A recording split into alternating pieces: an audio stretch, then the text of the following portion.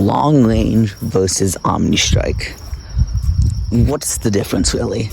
Well, I actually don't really know this, but Omni Strike is way better than long range. Well, I do that, actually, but Omni Strike, the description says it'll hit in front and behind. That's not exactly how it works. Before I get in to Omni Strike, I'll explain long range for anyone who's stupid.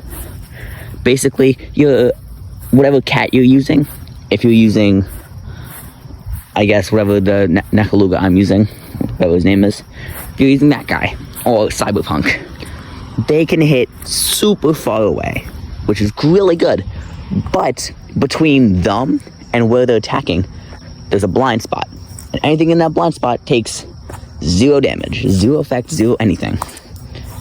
And these 0 damage will literally can cost you a lot. That's why basically every long range unit has terrible HP, like shitty HP.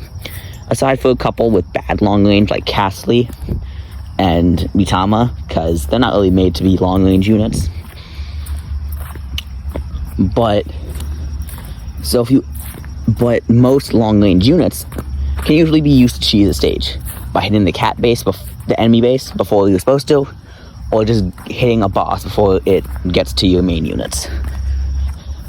Omni Strike, on the other hand, is like the opposite. It says hits in front and behind, which is kind of bullshit, because that only works for a few units.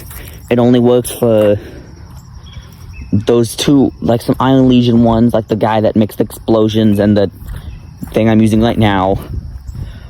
But then in the other instances, it works as long range, hits super far away, but they just cut out the blind spot.